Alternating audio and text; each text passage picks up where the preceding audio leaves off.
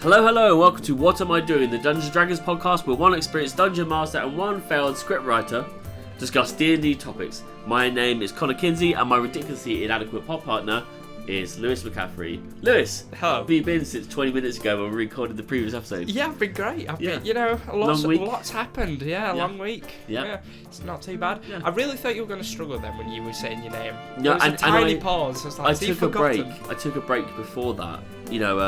When I said the one failed scriptwriter. And I was gonna look at you. Okay. You did? Concerned. Okay. That way we would trick them into thinking that, and we say them because we were told by a listener to not say listener. We know we have one. two of you now. Yeah. And so I wanted them to be like, oh, maybe he's the failed scriptwriter. Who could it be? You don't know now. No, We've exactly. Confused you. It might be. I mean, the state of my D&D sessions, it might be me. The state of my mind. State of my top. State of my house. My life. I'm fucking falling apart. I'm falling apart, Lisa. This got deep. This got really deep. So, you don't know what today's episode is on? I do not. Well, no. Yes. Is it about life? And how it falls apart? No. That was me throwing out Papa's cigarettes. Oh, okay. That he went out for, but weird because I found them in a drawer once he'd gone and never come back. Liar! See, it was milk for me. Yeah. That's the magic of life, isn't it? Yeah. Talking about magic, can you guess what the topic is? Is it wigs? Let's get to it.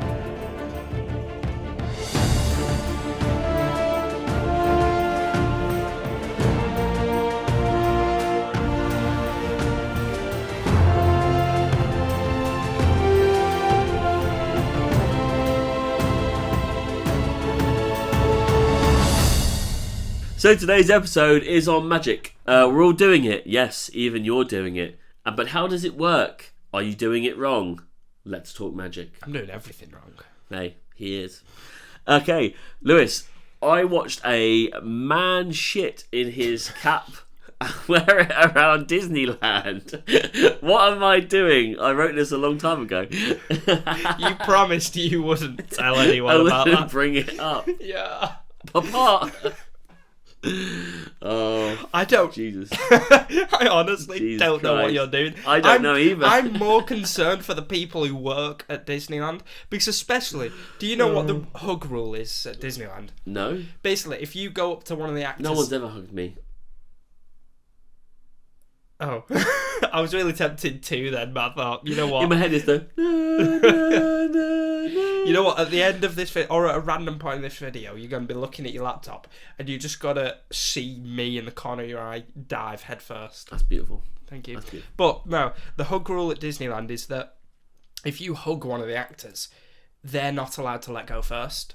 They have to keep hugging you until you let go, and it's for kids and stuff, so that they don't feel detached. Yeah, but all I'm thinking of is imagine shitting violently into your cap, wearing it, going up to one of these poor actors that are probably on minimum wage and hugging them for an hour, and they're just there crying in your filth. Look, if you really want to go to town on it, you could shit in your cap, wear it, you get through security, no one questions you because you look a bit, you would shit in a cap and wear it. And then you go up to, I don't know, Michael Mouse, and you put the cap on him, put your arm around him, and you stay there for as long as possible whilst he fights the urge to let go of you because he's got a head full of shit. And that, my friend, is how you play D&D. I am so sorry, Michael Mouse. Roll performance. Intimidation. More like grapple Jesus. Struggle there. Grapple struggle. That's grappling. Horrible. Yeah. But that's D&D. This is what when you're top of the mouse chain, you've got to deal with the big dogs coming for you. Oh no! Top of the mouse chain is clearly that fucker from Stuart Little. Stuart Little. Yeah. I'm not even going to talk. I'm not even going to. I wasn't going to mention him. I've not mentioned him for 2 episodes, and then you just bring this shit on me for 2 episodes. I need to cancel. I need to quit. Okay. So from that to this. Yep. How does magic work in the D&D world? And I don't know why I'm reading my screen because I literally have my cards here. How does magic work in D&D? So there are different forms of magic. The the main one being for wizards and things like that would be access to the weave or to other gods and things like that, because there are certain gods in, I almost said Alandra then, in D&D that manage and kind of control magic. So for example, the weave and Mistra, that is hers. She controls it, maintains it. So when you... Is it like a source of energy? Kind of. That's how I imagine it, in the first season of Loki. You know how you kind of see the energy spiral around He Who Remains?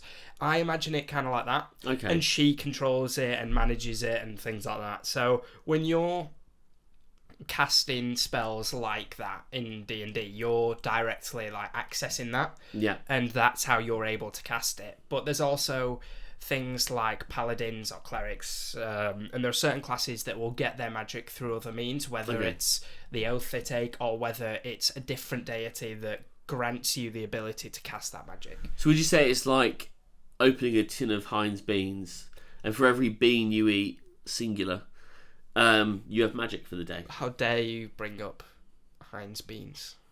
I hate them. But yes, well, let's say that. We have actually been scouted by Heinz, and they're funding. I would rather die than eat a bean. No beans for you. God. But yeah. Okay, I think that's a good analogy. It's hard to visually understand, and whether you've seen Loki or not, it's a good. I think that's a good description, a good summary. Yeah, I mean, there are loads of classes. The different classes. It's a thread. It's a thread. The weave is literally called Mistra's Weave, right? Yeah. It's a thread that connects you to that deity, god, and as long as that is attached, you have the ability to take something and use it. In this case, magic spells. Yeah, that's for like wizards and things anyway. Yeah. Okay. All right. Obviously, warlocks and stuff. Not beans. Okay. Well, not beans. Okay. Material costs. Maybe not everyone knows this, because I've never played a game where people take in the cost of materials, but spells, especially higher spells, just not cantrips, do have a cost to use them. Usually can be gold, but most of the time it's multiple things, right? Yeah. Multiple items. Yeah, a lot of the time it can be like a gem worth so much gold, so it can be any kind of gem as long as it's valuable enough. I think Revivify might be similar to that. Yeah. But there are... Has like 500 gold. Something like that. Is it important to play D&D this way?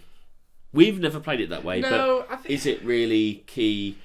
I would say it actually is very counter-beneficial for people who probably listen to this podcast. People who are like listening to this, we're hilarious. They love our jokes. Speak for yourself. You're not hilarious. No. I don't want to work with you anymore. They're listening and they're getting a slight insight on how to play D&D, pick up some information. Yeah. Begrudge ever listening to us, report us to the police. Please. But if you're learning, it's best to try and restrict the rules that you take into account, I think. And to be honest, even after playing for as long as we have, I don't see any benefit in creating all those challenges. You could do it as a quest. Yeah. But, the whole class kind of relies on its spells. Exactly, yeah. For instance, a wizard, let's say. And so to not be able to use them unless you've got those bits kind of feels like it'd be the worst class you could play if that's the ruling. For me, it depends, really. And it can depend on a number of factors. Like, it can be, like I said, if it's a group of new players, then you don't want to overcomplicate it too much. But also, if it's a campaign like the Black Shores, for example, then where on earth are you going to find a grasshopper's hind leg to be able to cast jump? It's just... I think the DM will need to make a call before the campaign or the session starts and just see how easy it'll be for players to get those components. Yeah. Like, I quite like the idea of it, because I know some of the components are actually quite funny. I can't think of any other than the grasshopper leg off the top of my head. You literally get just an eagle's feather. Or... Exactly, stuff like that. Like, I like the idea of having them in a campaign, as long as it's like a typical... what's it called, like area, I can't think of the term for it, but I like the idea of it, but I don't like the idea of them consuming the spell components. I feel like if you have a component, it lasts indefinitely. Right, okay. Yeah, that makes sense. Yeah. Okay. I suppose it also poses the risk of losing them as well. Let's say if you need... I don't know if you need a component to be able to cast Fireball. I don't think you do. But let's say if you lose that, then... And if you don't realise it, you check your backpack or your inventory or your pouch or something, and it's gone. You're about to go into combat. It just poses a bit more of a risk. Like your player will start to panic. So. Well, that kind of goes into the next point I was going to make, because you kind of do have that with spell slots. Mm-hmm. So I was going to ask you, could you briefly summarise how spell slots work? No. No, well, you had it there first, kids. So spell slots is... So for a wizard, mainly, for example, obviously, like most of them, or all spell casting classes will have them, but they are just a limit on how much you can cast a spell a day. So, higher the level spell, the fewer slots. you can use. Yeah, so starting at level 1 for a wizard, I'm pretty sure you just have like 4 or 3 level 1 spell slots or something like that. Obviously, that'll increase as time goes on. And I have seen a lot about this online, and I kind of agree with it. I don't think using spell slots, or especially using them all, has enough of a physical tone? Is that the right word? Toll. Physical toll on your characters. Thank you. But yeah, so let's say you're a level 1 wizard with 4 level 1 spell slots. You can cast 4 level 1 spells per long rest. And that's how you after you do long rest, it refreshes and you can go on the next day. But there are other ways you can get them up. For example, potions of long rest, or if you're a wizard, you'll have an ability called Arcane Recovery where you can get some back. There are ways to get them other than a long rest, but I do think there should be a little extra. Let's say if you're a wizard, your main thing is casting spells. If you run out of spell slots, I do think there definitely should be some kind of a oh fuck moment that you are injuring yourself in some way, if that makes sense. All right. So last question, what's the difference between a cantrip and a spell? Just that a cantrip can be cast indefinitely, or it can cast as many times per day as you want, whereas a spell, like I said, it's limited to your spell slots. Usually spells are, or not you, like 99% of the time, spells are better than cantrips. Extra question then, quickly, before we end. Can you cast a spell and a cantrip at the same time?